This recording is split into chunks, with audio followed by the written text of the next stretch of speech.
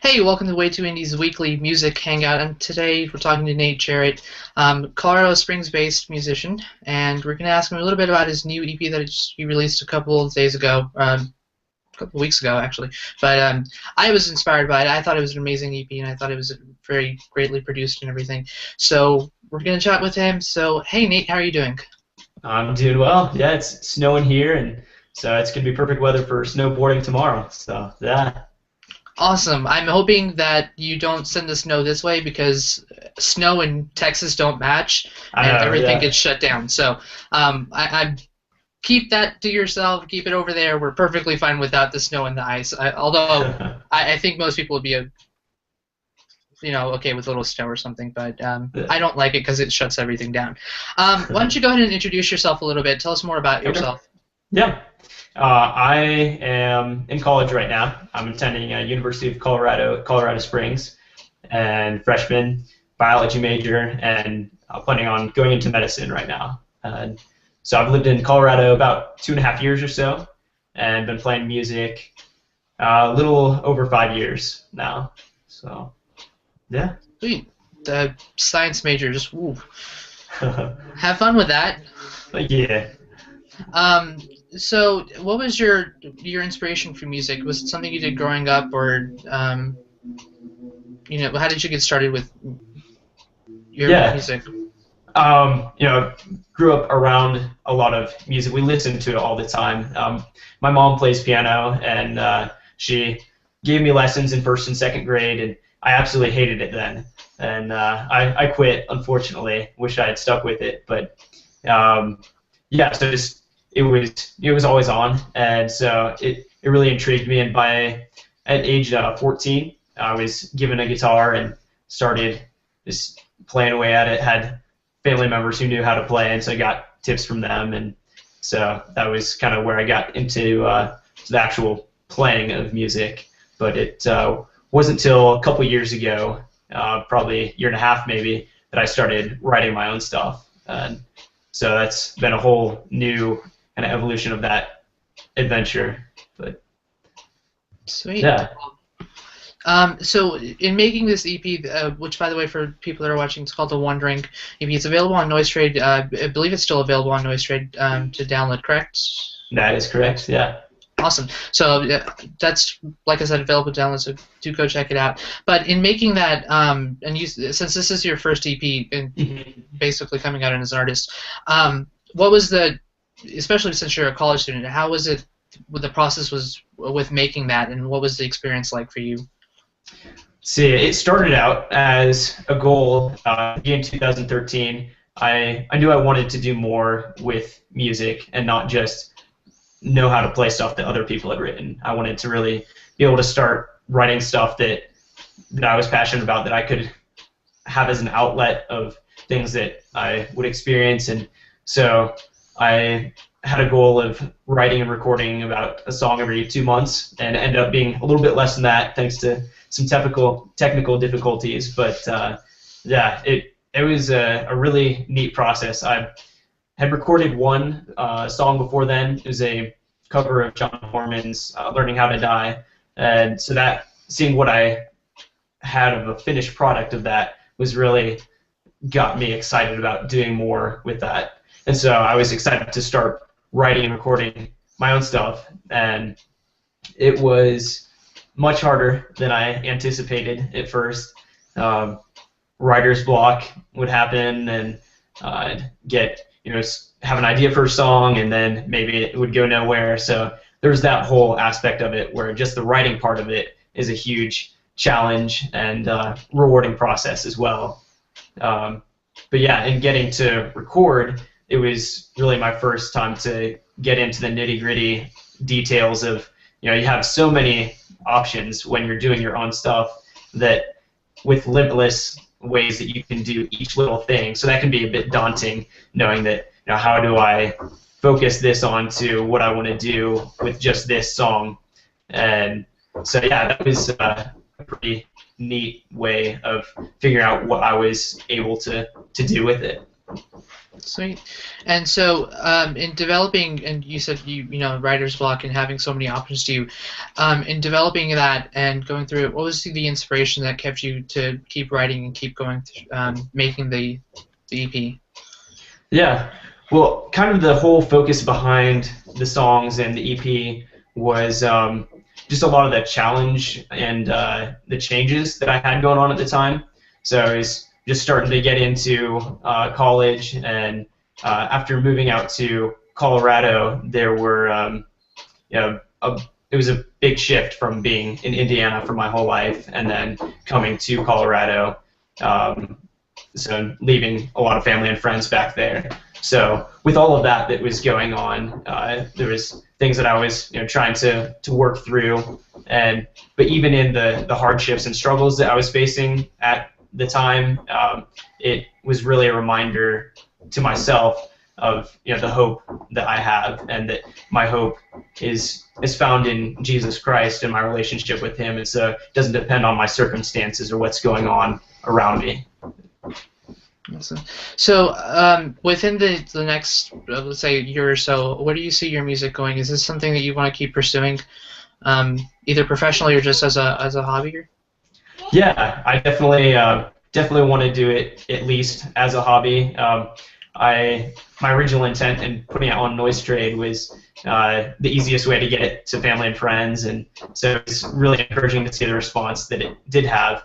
And so I have some songs I'm working on right now, and either later this year or sometime next year would like to release another EP, and then further down the road I'd like to release a full-length album.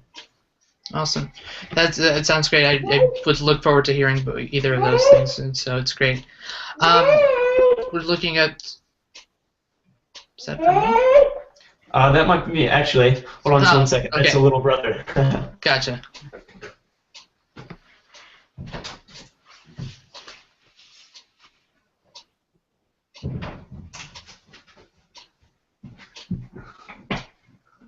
Sorry about that. All good.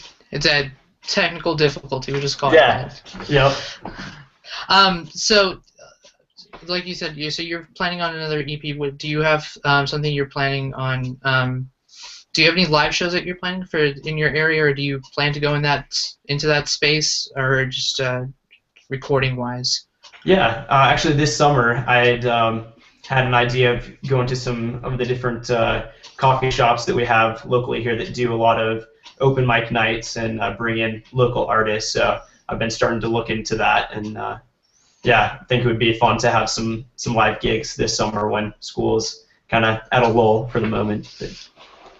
Awesome. So also going back to producing and making the EP, how did you find balancing college with writing your own music and recording it? What were the challenges that you had from that? Yeah, it really was a good learning experience, finding out how to balance something I'm so passionate about with the music, with school, things I need to get done, but am also passionate about. So I would say I had to make the time for the music. I decided to put the school first, knowing that long term is more what I'm going into. So made that the first commitment, but then made intentional choice to every Friday morning for just 2 hours would either write or work on a project that I had at the time. So that was a huge thing for me, is just blocking out that time and saying that I'm going to spend it focusing on the music, and so that was a really good thing for me. Awesome. Well, that's great to hear. So within going forward with your music, is it sticking with the same type of music, or do you have other inspirations that you want to draw from with your next albums or your EPs that are coming out, or that you're working on? Yeah, I think for the next EP, I'm sort of expecting a little bit of a similar feel to it, possibly some more brighter, cheerful songs. This past one was a little bit more introspective, but yeah, I think a lot of the singer-songwriter sort of acoustic vibe is what I'm going to be going for, and I actually have going to be collaborating with at least one other person for one of the songs I'm working on right now, so I'm excited for that. Awesome. That sounds great. We look forward to hearing it. I look forward to hearing that. And like I said, if people that are watching you haven't heard the album or the EP rather, definitely go check it out on Noise Trade. I think it's amazing. That's why we're talking with Nate today. Is because it's one of um, I think one of the ones to watch. So I know this thing with the whole thing with people say, hey, it's the person that's one to watch and something, but I think it really is because you've got there's depth to your music that it's not just being written like this and it's not being recorded, but the fact that you're taking it from a college student and having a full, a 4-track EP is an amazing thing to produce while you're doing college full time. So, I congratulate you on that, and definitely look forward to hearing more from you. Before we sign off, is there anything you'd like to say?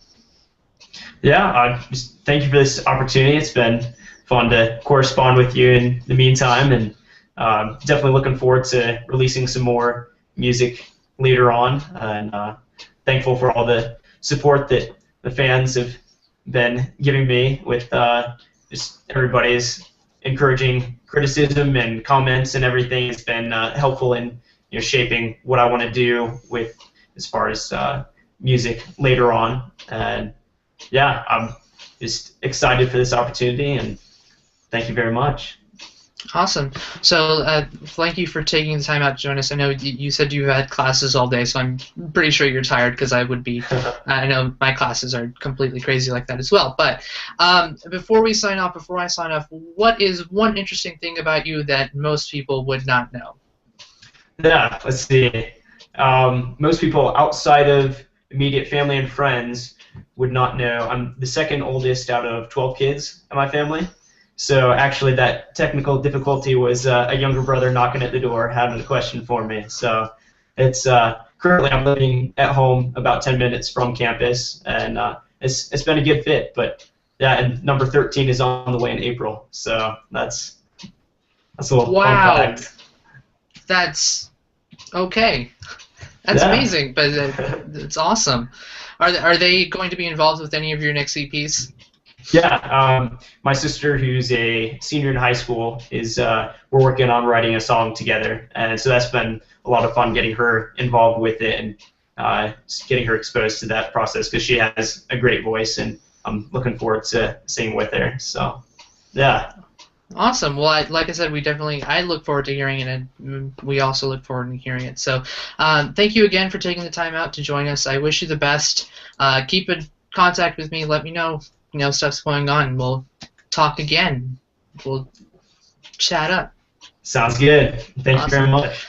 Awesome. Well, thank you everyone for watching. The post on Way2Indie will be up soon. We'll talk more about Nate, and you'll also have links to his Facebook and all this other stuff that you can check out. And like I said, please, please, please go download the Noise Trade album and the EP. I keep messing up with the album and EP. It's the same thing to me, okay? I'm sorry. It's an EP. But do go check it out and do listen to it and let him know your comments and criticisms. But I think it's great. So thank you again for Way2Indie. It's been Manjot Jalwa. Have a great day.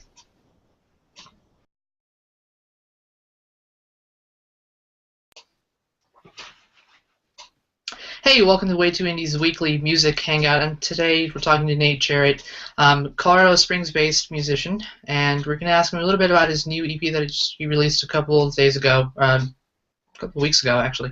But I was inspired by it. I thought it was an amazing EP, and I thought it was very greatly produced and everything. So we're going to chat with him. So hey, Nate, how are you doing?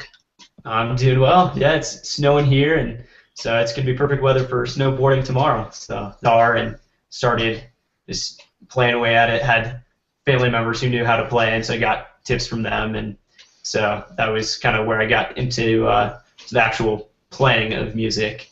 But it wasn't until a couple years ago, probably a year and a half maybe, that I started writing my own stuff. And so that's been a whole new kind of evolution of that adventure.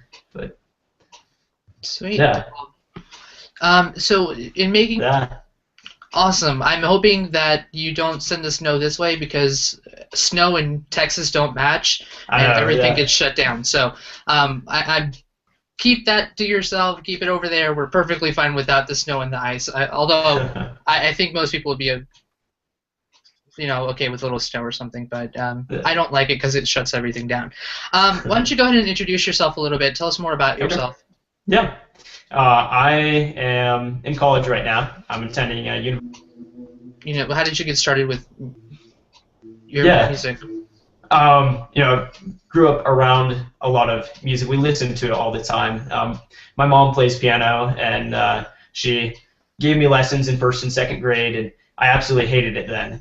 And I quit, unfortunately. Wish I had stuck with it, but yeah. So just it was always on, and so it really intrigued me. And at age 14, I was given a guitar at the University of Colorado Springs, and freshman biology major, and planning on going into medicine right now. So I've lived in Colorado about 2.5 years or so, and been playing music a little over 5 years now. So yeah. Sweet. The science major, just woo. Have fun with that. Yeah. Um, so what was your inspiration for music? Was it something you did growing up, or